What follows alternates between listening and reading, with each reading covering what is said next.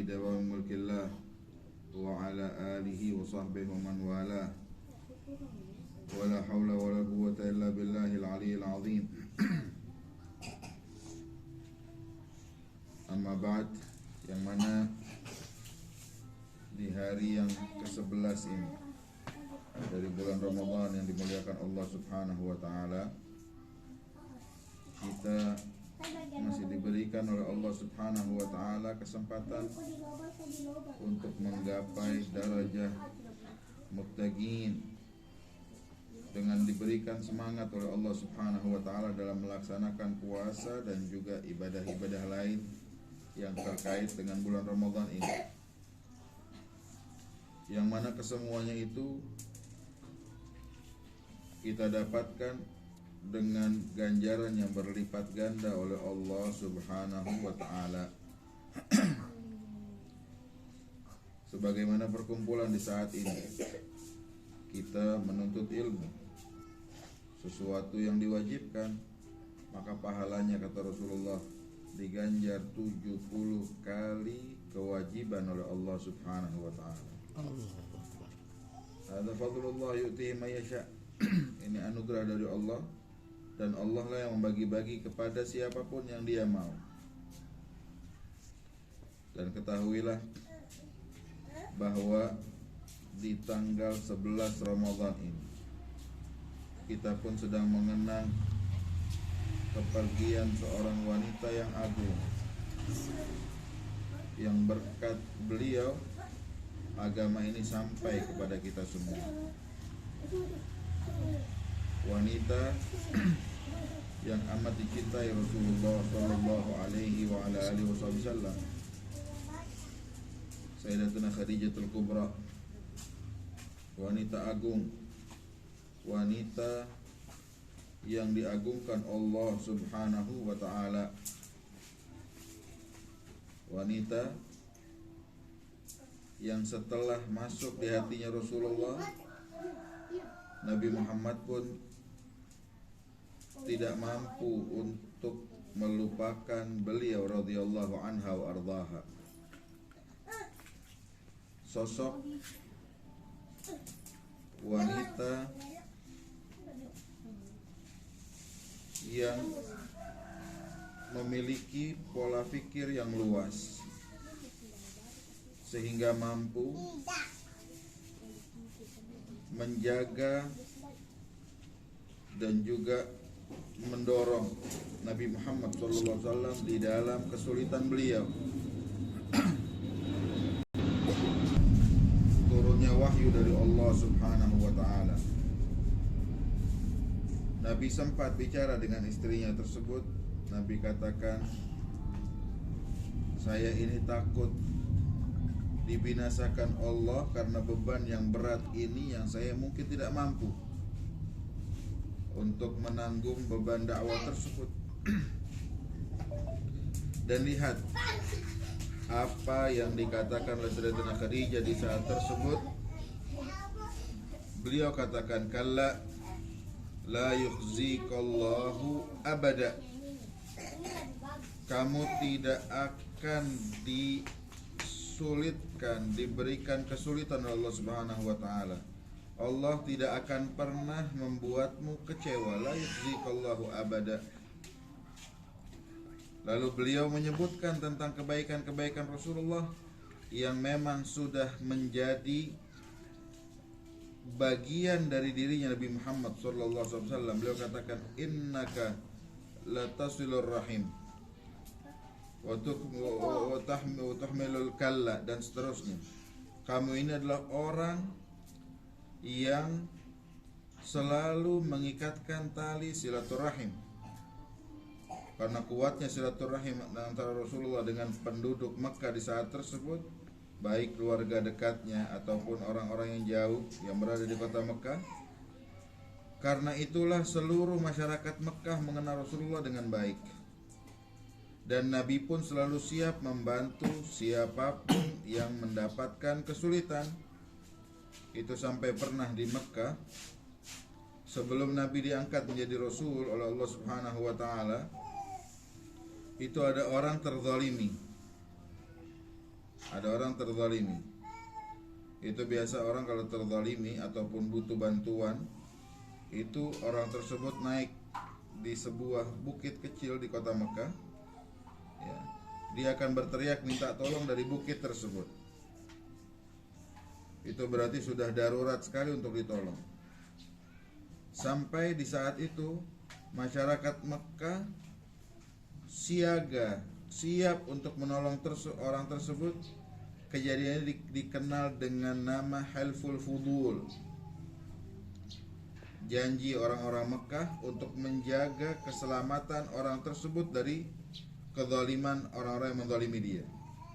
Dan di saat itu Nabi Muhammad SAW ikut dalam kejadian tersebut dan menolong orang-orang itu. Dan lain-lainnya daripada pertolongan Rasulullah. Tidak ada satu kebaikan pun di Mekah, melainkan Nabi Muhammad menjadi orang terdepan di dalam membantu kebaikan tersebut. Ketika membangun Ka'bah, Nabi Muhammad aktif di dalam pembangunan tersebut.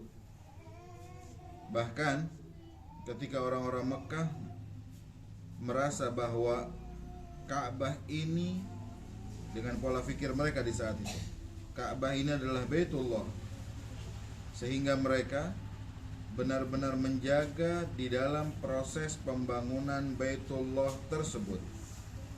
Sampai-sampai mereka merasakan kalau kami membangun Baitullah, tidak pantas pakaian ini yang kemungkinan didapatkan dari tempat yang tidak baik untuk dikenakan ketika membangun Ka'bah. Akhirnya mereka lucuti seluruh pakaian mereka. Hingga mereka benar-benar menunjukkan kesungguhan mereka di dalam pembangunan Ka'bah tersebut pada Allah Subhanahu wa taala. Sampai-sampai mereka minta kepada Abu Talib agar Nabi Muhammad SAW pun melucuti pakaian. Nabi saat itu membuka pakaian atasnya beliau, baju beliau buka. Masih dipaksa lagi oleh orang-orang Mekah. Abu Talib mengatakan, keponakan saya ini berbeda dari yang lainnya sebab dia dijaga oleh Allah Subhanahu wa taala. Dipaksa oleh penduduk Mekah, Nabi Muhammad pun akan membuka kain. Ketika baru Rasulullah akan membuka kainnya, Nabi Muhammad pingsan di saat tersebut. Abu Talib mengatakan, lihat, keponakan saya ini dijaga oleh Allah Subhanahu wa taala. Akhirnya Nabi Muhammad ikut membantu, ya, dengan beliau melucuti pakaian sebelah atas beliau, baju beliau, dan beliau tetap menggunakan izar beliau, sarungnya beliau. Membantu demi apa? Demi ikut andil dalam setiap kebaikan. Kata Sayyidatina Khadijah, Allah tidak akan mengecewakan kamu dengan tugas kenabian ini. Dan dengan itulah Nabi Muhammad mulai agak tenang. Lalu dibawa lagi oleh Sayyidatina Khadijah ke sepupu beliau, seorang pendeta Nasrani, yang mana pendeta ini mampu membaca Injil di dalam huruf-huruf aslinya. Ketika sampai di tempat pendeta tersebut, Rasulullah SAW menceritakan, lalu dijawab oleh pendeta itu, dikatakan, hadhihi namus, ini adalah malaikat alladzi kan yanzil ala Musa, yang dulu turun pada Nabi Allah Musa wa ala Isa, dan juga Nabi Allah Isa alaihi salam. Dari situlah kekuatan Nabi Muhammad muncul kembali dan merasakan persiapan benar-benar untuk menanggung dakwah ini yang dibebankan Allah Subhanahu wa taala. Bahkan Sayyidatina Khadijah adalah penopang dari dakwah tersebut. Kekayaan beliau habis, tapi beliau tahu beliau berdagang kepada siapa, beliau berjualan kepada siapa. Tiada lain untuk Allah Subhanahu wa taala. Apa yang beliau dapatkan? Pernah Nabi Muhammad SAW, bahkan satu lagi, Di masa-masa awal tersebut beliau bilang sama Rasulullah, ya Rasulullah, ya Muhammad, kalau temanmu itu datang, yang dimaksud malaikat, bilang sama saya, itu saya yang akan uji dia malaikat atau bukan. Lihat, kecerdasan seorang wanita, ya, yang mungkin tidak ada yang sampai kepada tingkat kecerdasan tersebut. Dia katakan kepada Rasulullah, saya yang mau tes ini orang, dia namus, malaikat yang turun pada Musa atau bukan. Nabi katakan siap. Pada waktunya datang malaikat Jibril alaihissalam di rumahnya Rasulullah. Nabi pun mengatakan, ya Khadijah, orang ini datang. Di mana dia ya Rasulullah? Nabi katakan, di hadapan saya. Maka Sayyidatina Khadijah membuka penutup kepala beliau. Terlihatlah aurat beliau, rambut beliau.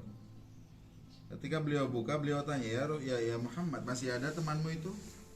Nabi katakan tidak, dia keluar. Lalu beliau tutup lagi rambut beliau tutup lagi aurat beliau. Beliau bertanya, ya Muhammad, ada lagi sahabatmu? Iya, dia datang. Maka beliau katakan, inilah namus, ini benar-benar malaikat Allah subhanahu wa ta'ala, yang memang sifatnya malaikat. Mereka itu memiliki rasa malu yang besar sekali, sehingga tidak akan mendekat dan akan menjauh ketika seseorang terbuka auratnya. Sehingga patutlah kita untuk menjaga aurat kita, agar malaikat selalu mendekat dan di dekat kita semuanya, insyaallah. Amin ya rabbal alamin. Amin. Lalu dari kekuatan pengorbanan Sayyidatina Khadijah, ya, itu pernah Rasulullah ketika didatangi oleh malaikat Jibril alaihissalam, Jibril bilang, ya Rasulullah, istrimu Khadijah akan datang kepadamu, dia bawakan buatmu makanan. Sampaikan kepada Sayyidatina Khadijah salam dari Allah subhanahu wa ta'ala untuk beliau. Dan katakan, Allah telah mempersiapkan istana untuk beliau yang begitu indah di surganya Allah subhanahu wa ta'ala. Dan titipkan salam juga dari saya ya Rasulullah buat Sayyidatina Khadijah. Datang Khadijah, Nabi katakan, hadza Jibril, ini Jibril datang. Lalu beliau katakan, innallaha yugri'ukis salam, Allah menyampaikan salam untukmu. Dan sekali lagi, kecerdasan seorang Khadijatul Kubra terlihat di sini. Beliau mengatakan, Allahus salam wa minhus salam wa ilaihi ya'udus salam. Allah memiliki sifat daripada asmanya Allah as-salam. Beliau tidak mengatakan wa 'alallahi salam, tidak. Tapi beliau katakan salam tersebut memang sumbernya Allah subhanahu wa ta'ala. Dari Allah lah as-salam, wa ilaihi salam. Dan lihat malaikat Jibril alaihissalam juga mengambil kesempatan ketika seseorang di dalam anugerah yang besar dari Allah, beliau mengambil kesempatan untuk mengambil keberkahan dari orang tersebut, mendekat dari orang tersebut, hingga Jibril mengatakan, sampaikan salam juga dari saya ya Rasulullah. Para hadirat yang dimuliakan Allah subhanahu wa ta'ala, inilah sosok wanita yang agung, yang kesuksesannya tersebut terbukti bahkan ketika beliau masih hidup di muka bumi ini, dengan mendapatkan salam dari Allah subhanahu wa ta'ala. Bayangkan, kita kalau mendapatkan salam dari seorang yang mungkin kita segani, guru kita, mungkin kiai kita, mungkin tokoh yang kita kagumi, terus dia titip salam buat kita, gimana rasanya kita?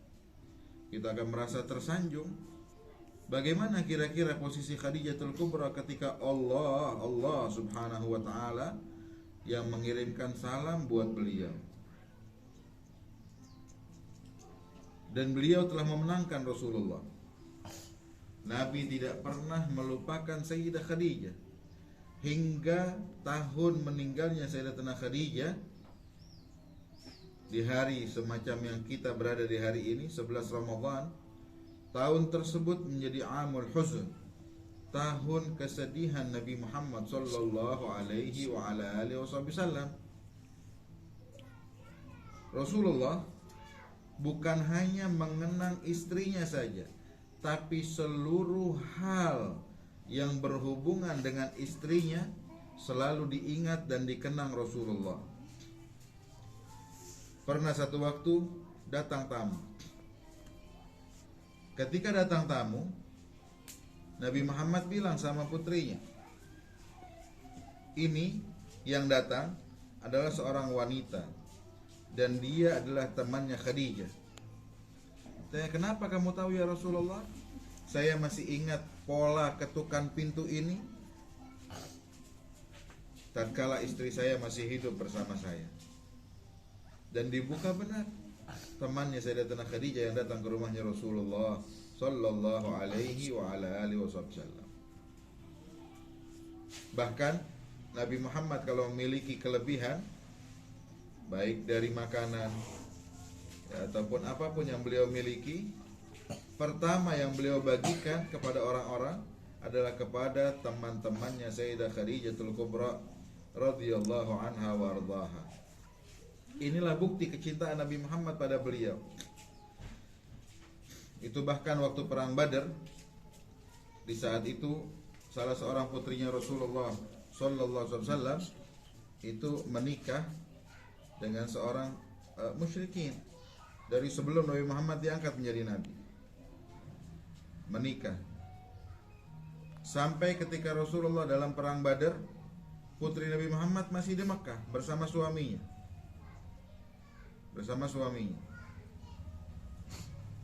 Dan suaminya tersebut tertawan.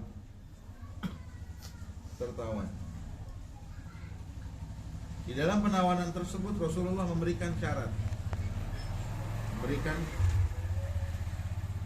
pengumuman kepada orang-orang bahwa mereka ini tawanan, bisa dilepaskan. Di antara mereka yang kalau mau dilepaskan harus membayarkan jaminan, harus ada bayaran, dibayar baru dia bisa dilepaskan.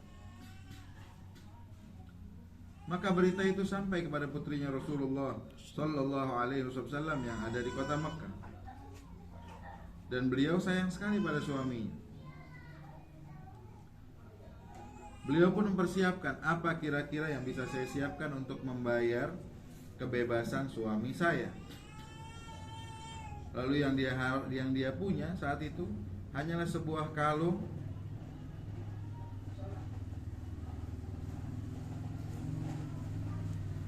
yang dia dapatkan dari ibunya, dari Sayyidah Khadijah. Akhirnya dia katakan pada seseorang, bawalah kalung ini kepada Rasulullah sallallahu alaihi wasallam dan katakan kepada beliau, ini adalah penebus untuk suami saya. Sampailah orang yang membawa kalung tersebut di hadapan Rasulullah di Madinah. Lalu disampaikanlah, ini adalah penebus bagi suami dari putri. Nabi Muhammad ketika menerima benda tersebut, Nabi Muhammad buka. Ketika dibuka, beliau mengingat dan mengenang tentang pemilik kalung tersebut, yaitu Khadijatul Kubra, istri tercinta beliau. Menangis Rasulullah sallallahu alaihi wasallam, lalu mengatakan kepada orang tersebut, bawalah kembali suami putriku ini dan katakan kepada putriku, ini hadiah dari aku untuk dia. Dikembalikan kembali kalung tersebut, kalung yang menjadikan kenangan antara Rasulullah sallallahu alaihi wasallam dengan istri beliau Khadijatul Kubra. Para hadirat yang dimuliakan Allah Subhanahu wa taala, inilah contoh teladan bagi kita semua. Contoh yang agung yang seharusnya kita sebagai wanita memiliki contoh orang-orang tersebut. Orang-orang yang agung dan diagungkan Allah Subhanahu wa taala jadikanlah sebutan tentang orang-orang semacam ini selalu ada di antara kita. Jangan kita jadikan pembicaraan yang beredar di antara kita selain dari pembicaraan tentang orang-orang tersebut. Sebab dengan kita menyebut orang-orang yang semacam ini, disebutkan oleh Imam Ahmad bin Hasan Attas atau satu minas salihin mengatakan bahwa ketika kita menyebut nama seorang soleh, itu berarti kita sedang datang menziarahi mereka semua. Dan bayangkan ketika kita menyebut Sayyidah Khadijatul Kubra, walaupun kita mungkin di Papua sini jauh sekali dengan tempat di sana, 6 jam perbedaan kita dengan tempat yang mana beliau dikuburkan di tempat tersebut. Namun pada hakikatnya saat ini kita sedang berada di hadapan beliau, dan rahmat Allah akan turun kepada kita semua. Karena dikatakan inda dzikrus shalihin tanzilur rahmah, kalau kita menyebut nama orang soleh akan turun rahmat dari Allah. Gimana kira-kira yang kita kenang saat ini Khadijatul Kubra, seorang wanita yang diagungkan Allah Subhanahu wa ta'ala, yang akan menjadi di antara pemimpin di surganya Allah Subhanahu wa ta'ala. Beliaulah idola bagi kita semua, dan beliau begitu sukses di dalam mendidik putri dan putra-putri beliau. Lihat bagaimana Sayyidatina Khadijah, Sayyidatina Fatimah Zahra binti Nabi Muhammad sallallahu alaihi wasallam, yang beliau didik, beliau persiapkan benar-benar, sehingga walaupun beliau tiada di usia yang masih belia, tapi Sayyidatina Fatimah Zahra mampu untuk menjaga ayahnya sebagaimana ibunya menjaga suaminya,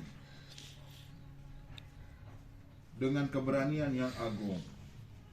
Itu terjadi di Mekah ketika Rasulullah sallallahu alaihi wasallam salat di hadapan Ka'bah. Itu ada orang-orang Mekah berani menjatuhkan di atas punggungnya Rasulullah ketika Nabi Muhammad sedang sujud kotoran daripada onta, isi perut daripada onta, dengan beban berat yang sedemikian. Dituangkan satu onta, isi perutnya dituangkan di atasnya Rasulullah, sampai Nabi Muhammad sulit untuk mengangkat kepala beliau. Sahabat-sahabat Rasulullah tidak ada yang berani untuk membantu Nabi Muhammad di saat tersebut karena kondisi yang memang mereka tertekan. Datanglah putri beliau Sayyidatina Fatimah Zahra binti Nabi Muhammad SAW dengan segala keberanian beliau. Beliau angkat kotoran-kotoran tersebut sampai Rasulullah dapat melanjutkan sholatnya di tempat itu. Inilah keberanian, inilah keagungan, sampai dikatakan Sayyidatina Fatimah itu ummu abiha, seperti ibu bagi bapaknya, seperti ibu bagi ayahnya sendiri, mampu menjaga Rasulullah sallallahu alaihi wasallam hingga Nabi Muhammad ketika keluar dari Madinah. Tempat terakhir yang Rasulullah hampiri sebelum beliau keluar adalah rumahnya Fatimah Zahra binti Nabi Muhammad. Dan ketika beliau datang ke Madinah dari bepergian, tempat pertama yang beliau hampiri setelah masjid rumahnya Fatimah Zahra binti Nabi Muhammad sallallahu alaihi wasallam. Hingga kecerdasan pun menurun kepada beliau. Nabi Muhammad pernah bersama para sahabat Rasulullah yang lain. Nabi bertanya, mal afdal lil mar'ah, apa yang paling baik bagi seorang wanita? Maka sahabat menjawab satu persatu. Namun Nabi Muhammad terlihat belum puas dengan jawaban itu.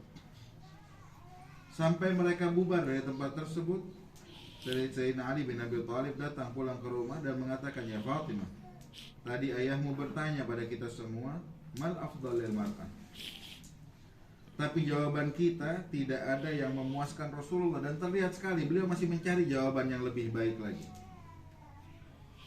Apa kata Sayyidatina Fatimah? Izinkan saya datang ke rumah ayahku Rasulullah. maka diizinkan ditemani oleh Sayyidina Ali bin Abi Thalib.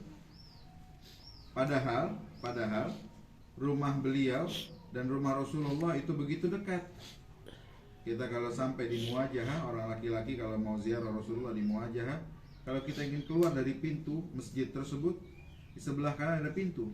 Itulah pintu rumah Sayyidatina Fatimah Zahra binti Nabi Muhammad. Begitu dekat dengan Rasulullah. Namun beliau ketika keluar ditemani oleh suami. Datang ke rumah Rasulullah, mengetuk pintu. Dan Nabi Muhammad ketika mendengarkan ketukan pintu tersebut, dia tahu ini adalah putri beliau. Beliau sendiri yang bangun untuk membukakan pintu tersebut. Disambut Sayyidatina Fatimah oleh Rasulullah dan didudukkan di tempat duduk Nabi Muhammad. Bayangkan kedudukan Fatimah Zahra. Dan dengan kesuksesan istrinya, kesuksesan Sayyidatina Khadijah, Nabi sampai mengatakan Fatimah bid'atun minni. Fatimah itu belahan dari saya. Apa artinya bid'ah? Belahan. Serupa dalam segala macamnya, baik bentuknya, baik adabnya, baik sikapnya, baik kecerdasannya. Fatimah bid'atun minni. Bahkan Nabi katakan lebih dari itu, yubghiduni ma yubghiduha. Apapun yang dibenci Fatimah, saya benci hal itu. Wa yasurruni ma yasurruha. Yang dia senang, saya senang. Datang ke Rasulullah, lalu Nabi Muhammad beliau mengatakan, ya Rasulullah, tadi kamu bertanya tentang mal afdal lil mar'ah. Nabi katakan, iya. Izinkan saya jawab pertanyaan tersebut. Silakan. Beliau katakan, al afdal lil mar'ah an la tara rajulan wa la yaraha rajulun. Yang paling baik buat perempuan itu, dia jangan melihat orang yang bukan muhrimnya, dan jangan sampai orang-orang yang bukan muhrimnya melihat kepada dia. Mendengar hal itu, Nabi Muhammad berdiri memeluk Sayyidatina Fatimah dan mencium kening beliau. Nabi katakan, alhamdulillah yang Allah subhanahu wa ta'ala memberikan saya anak seperti kamu. Sayyidah Fatimah memiliki rasa malu yang agung yang beliau wariskan dari ibu dan ayah beliau. Sampai beliau menjelang wafatnya juga dilanda kebingungan yang amat sangat. Beliau sering terlihat menangis dan bimbang. Sampai Sayyidah Asma di saat tersebut bertanya pada Sayyidatina Fatimah, "Ma bika ya Fatimah, kenapa kamu sering menangis, sering bingung?" Maka beliau katakan, "Saya takut kalau saya meninggal dunia." Kenapa kamu takut? Takut apa yang kamu takutkan? Nabi Muhammad yang telah mengatakan kamu akan susul beliau. Katakan, saya bukan takut tentang hal itu, tapi yang saya menjadi ketakutan yang amat sangat saat ini, bagaimana kalau saya meninggal dunia, orang-orang akan melihat bagaimana bentuk tubuh saya. Karena di saat tersebut dan sampai saat ini keranda di Mekah itu hanyalah sebuah tandu yang diletakkan jenazah di atasnya dan ditutupi kain. Dia bilang itu yang membuat saya bingung dan saya takut. Bagaimana kira-kira kalau saya meninggal dunia, orang-orang yang bukan muhrimnya saya akan memandang kepada jasad saya ini. Padahal ya Fatimah ini udah meninggal dunia, selesai sudah. Tapi dia masih berpikir tentang hal tersebut. Akhirnya Sayyidah Asma mengatakan, saya dulu waktu saya hijrah ke Habasyah, itu di Habasyah itu ada keranda yang mereka buat dari kayu ya, dan ditutupi kain, dan tempat membawa jenazah mereka itu diletakkan penutup dari keranda itu, seperti yang kita lihat di Indonesia ini. Akhirnya Sayyidatina Fatimah mengatakan, buatkan untukku satu. Maka dibuatkan di saat tersebut. Ketika jadi keranda itu, barulah Sayyidatina Fatimah mampu tersenyum di hari itu, karena melihat dan tahu kalau dia akan terjaga dari pandangan laki-laki yang bukan muhrimnya beliau. Inilah kecerdasan yang diturunkan dan kesuksesan yang diturunkan. Dan ini masih terus turun-temurun sampai pada kita di saat ini. Siapa di antara kita yang akan mengambil bagian dari kesuksesan itu? Inilah figur tertinggi dari wanita salihah yang seharusnya menjadi idola kita semua. Mungkin kita tidak akan mampu untuk mencapai hal tersebut, namun paling tidak kita dapat mengambil bagian dari keindahan mereka semua dan kita terapkan di dalam pola hidup kita sehari-hari. Kita lihat bagaimana mereka mendukung para suaminya, mendukung dan mendidik anak-anaknya, bagaimana mereka berkhidmah di rumah tangga mereka, sehingga rumah tangga tersebut sukses menjadi rumah tangga yang dibanggakan oleh Allah Subhanahu wa taala, bahkan seperti rumah tangganya Fatimah Zahra binti Nabi Muhammad sallallahu alaihi wasallam yang dibanggakan dalam Quran oleh Allah Subhanahu wa taala. Para hadirat yang dimuliakan Allah, hal-hal yang semacam inilah yang akan membangkitkan semangat kita.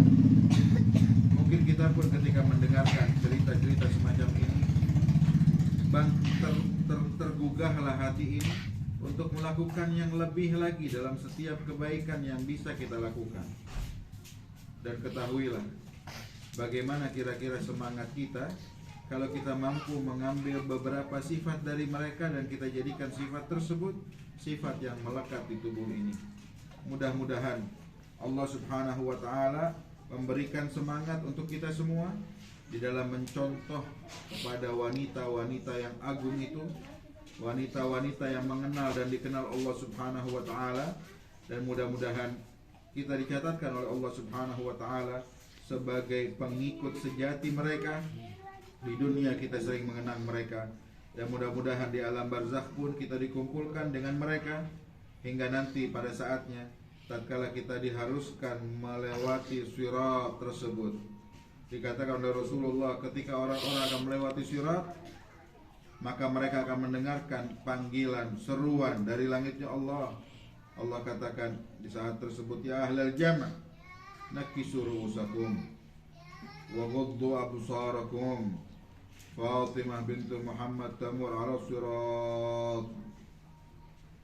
Dikatakan oleh untuk semua yang hadir di tempat itu, dikatakan ya ahlal jannah, wahai orang yang berkumpul di saat ini di mahsyar tersebut, nakisu ru'usakum, tundukkan kepala kalian, wa ghuddu absarakum, dan tutup mata kalian. Ada apa? Dikatakan Fatimah bintu Muhammad sabur ala sirat. Saudara Fatimah akan melalui jembatan tersebut. Dan diriwayatkan bahwa beliau tidak melalui jembatan itu sendirian, tapi beliau bawa para pengikut beliau, para wanita yang benar-benar setia kepada beliau, yang selalu menjadikan beliau adalah contoh teladan. Mudah-mudahan kita pun di saat tersebut ikut melewati sirat dengan Sayyidah Fatimah hingga kita melaluinya dengan keadaan aman tanpa gangguan apapun untuk menggapai naungan daripada keridhaan Allah Subhanahu wa taala. Amin ya rabbal alamin. Dan mudah-mudahan perkumpulan ini membuahkan perkumpulan nanti di surganya Allah Subhanahu wa taala dengan wanita-wanita mulia tersebut, dan dijadikan kita mampu untuk menjaga anak keturunan kita sehingga ke depan mereka pun menjadi orang-orang yang terjaga dan dijaga oleh Allah Subhanahu wa taala. Jalan di jalan yang benar, jalan yang digarisi oleh Rasulullah sallallahu alaihi wasallam. Dan kita minta kepada Allah, mudah-mudahan berkat bulan Ramadan ini kita diberikan anugerah oleh Allah Subhanahu wa taala dengan benar-benar menjadi bagian orang-orang yang muttaqin di sisi Allah Subhanahu wa taala. Amin ya rabbal alamin. Dan juga mudah-mudahan Ustaz Mahmud dan juga para asatidz yang hadir dijaga oleh Allah, keluarga beliau dijaga oleh Allah Subhanahu wa taala, dimudahkan segala tugas dan tanggung jawab beliau dalam kehidupan ini dan dimudahkan dalam menjaga anak-anak beliau. Amin ya rabbal alamin. Allahumma ya wafaqah lil khair wa anahum alaih. Amin. Wa fiqna al khair wa inna alaih rahmatika ya arhamar rahimin. Amin ya Allah. Wa la tuhrimna khair ma 'indak bika ma 'indana fadlan wa ihsanan wa judan wa amtinan birahmatika ya rabbal alamin. Amin ya Allah. Allahumma la tuhrimna khair ma 'indak bika ma 'indana fadlan wa ihsanan wa judan wa amtinan birahmatika ya rabbal alamin. Rabbana atina fid dunya hasanatan wa fil akhirati hasanatan wa qina adzaban nar. Wa sallallahu ala sayyidina Muhammadin wa ala alihi wasallam. Walhamdulillahi rabbil alamin. Wassalamu alaikum warahmatullahi